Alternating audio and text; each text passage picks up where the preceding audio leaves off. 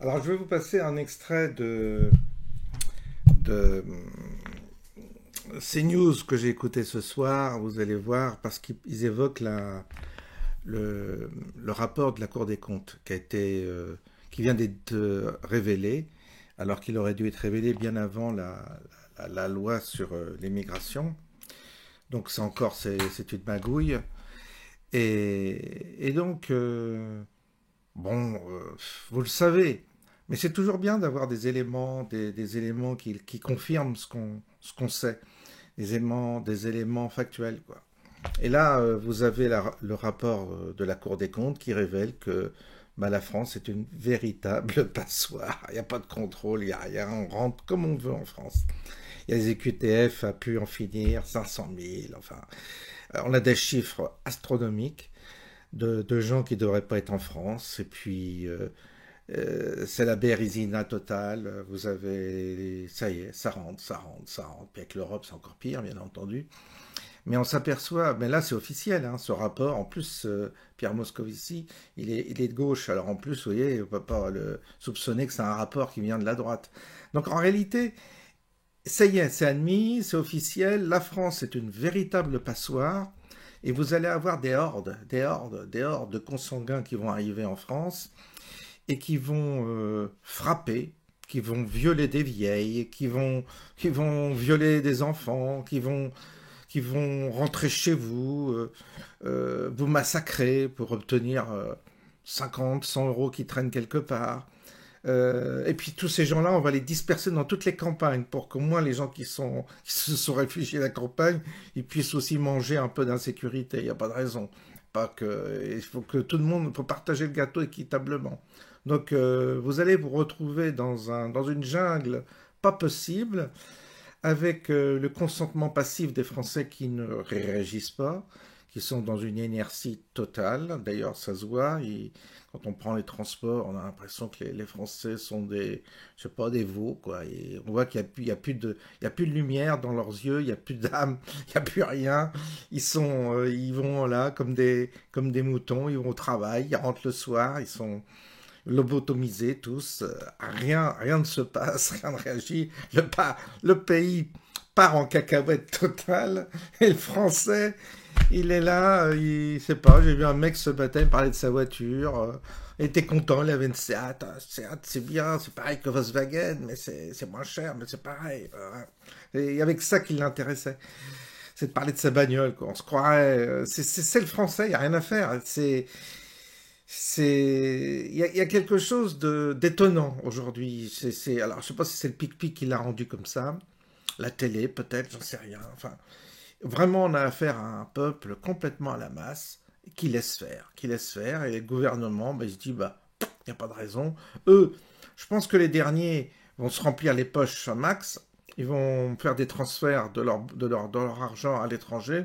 Et le jour où vraiment en France, c'est la cata totale, eux, ils se tireront. Ils ont déjà leur propriété à l'étranger. Ils sont prêts. Alors là, ils ramassent ce qu'ils peuvent ramasser encore, avant de fermer la boutique. Ben, on racle les fonds de tiroir, on solde tout, et puis on ramasse un maximum d'argent.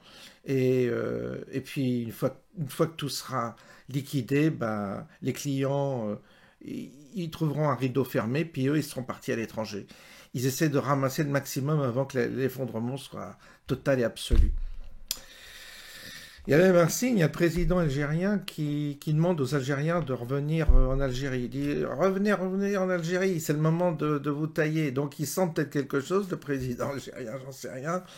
Mais ça nous promet quelque chose d'intéressant. En tout cas, 2024, on sent que c'est une année de bon augure et on va vivre peut-être des situations cocasses, aventureuses.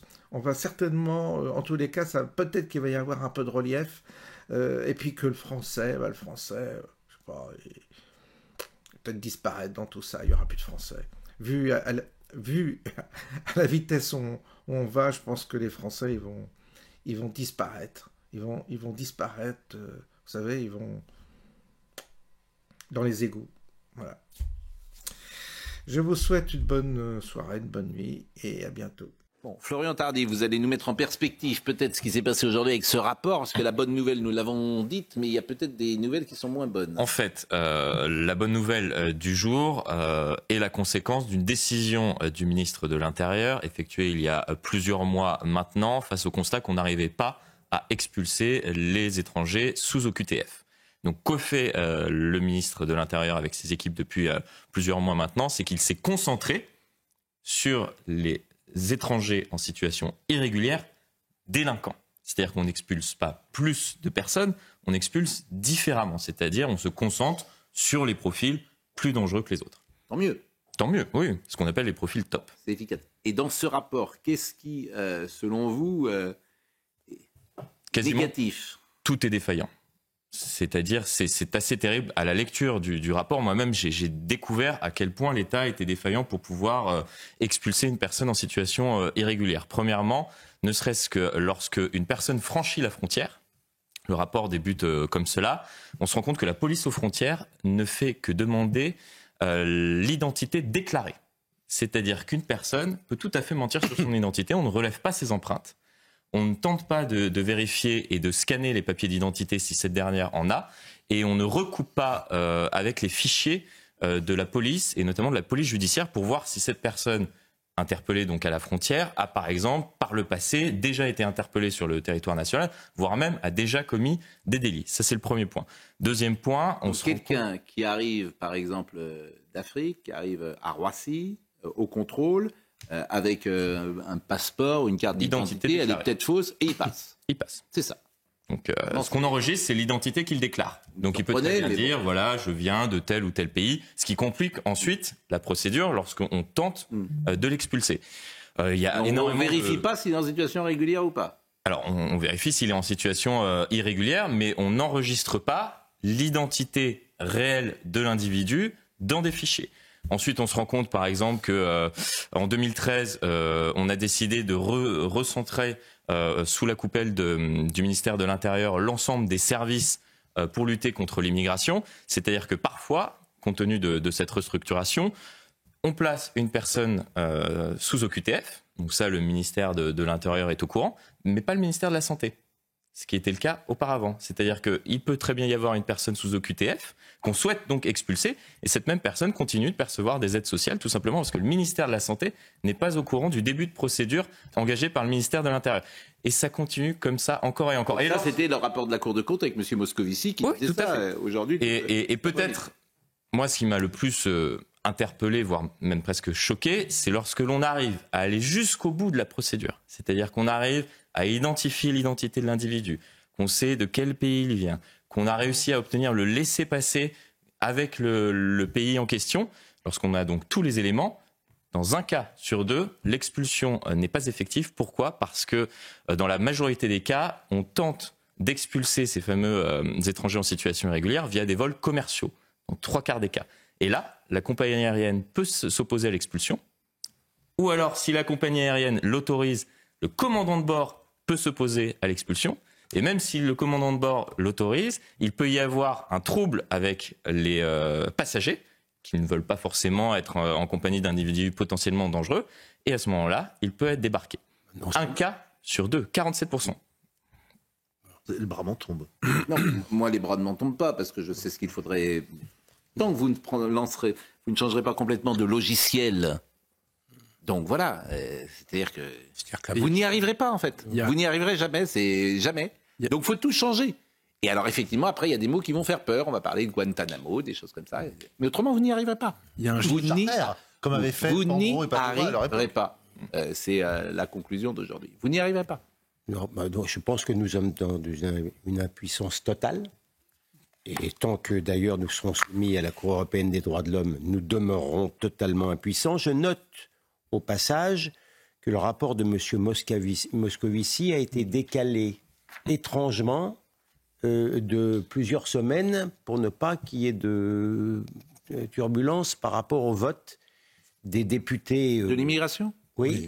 Ce qui est quand même assez étrange. C'est vrai. C'est vrai, et ça plaide plutôt ce rapport en faveur justement d'un durcissement de la politique migratoire. Par exemple, sur la question de l'identité réelle, l'article 11 de la loi 93% des OQTF ne sont pas respectés. Une fois que vous avez dit ça et que l'immigration est dévoyé, le droit d'asile, pardonnez-moi, est dévoyé, une fois que vous avez dit ces deux choses-là, ça y est, c'est terminé. C'est parce que je veux dire, un rapport de la Cour des comptes, il est là pour éclairer les gens en général et les députés en particulier. C'eût été intéressant que les députés soient au courant. Sinon, ça n'aurait rien changé. Vous êtes dans l'idéologie, même cette loi d'immigration qui est... Non, je ne suis pas dans l'idéologie, je suis dans le principe. Oui. À quoi ça sert sinon la Cour des comptes ? Ça prouve juste le rapport. Je vais ajouter juste un chiffre, parce que vous avez commencé avec les 30%. Oui. 30% en chiffre brut, c'est 1000 personnes de plus. 30% d'expulsion de plus. Mais dans le rapport, il y a un chiffre entre 2019 et 2022, 447 000 OQTF ont été prononcés, les fameuses qui ne sont pas respectées. Donc on est d'un côté sur les 93% de 450 000 OQTF qui ne sont pas respectés, et de l'autre 1000 de plus, et on se gargarise de ces 1000 de plus. Et c'est mieux que rien. Mais ça vous prouve à quel point la loi immigration... Et cette loi immigration qui va pas changer grand-chose et qui n'est pas suffisamment effectivement rude pour lutter contre l'immigration... Bon, elle a été, certains y ont vu une loi scélérate, une loi de Vichy, une loi fasciste, et j'avais cité Mediapart qui avait expliqué le Rassemblement national est au pouvoir, l'extrême droite est au pouvoir en France. Bon. Mais M. Beaune restera il veut rester ministre, M. Beaune. On m'a parlé de M. Beaune ce matin, mais ça va être difficile pour lui peut-être. Ah bon. Pourquoi vous me parlez de M. Beaune maintenant ? Non, parce que ça a peu de rapport, il est ministre des Transports. Je pensais à la loi, vous parliez d'une loi scélérate. Oui. Il me semblait que M. Beaune l'a considéré comme scélérate. Donc mon intervention est partie. Ah mais M. Beaune, il a peur. Oui. Il a peur, et comme tous les gens qui ont peur, il parle. Et il parle aux Parisiens. Oui. Et il parle, vous savez, comme dans les films de Scorsese, quand celui qui va mourir parle quand même avant. C'est exactement ça. D'accord. Il a peur. Donc il est là, il a peur. Parce qu'effectivement, il a fait une soirée des conjurés. Oui, c'est ça. Il a ourdi un complot. Et puis alors maintenant, il est ennuyé. Parce qu'effectivement, ça se sait.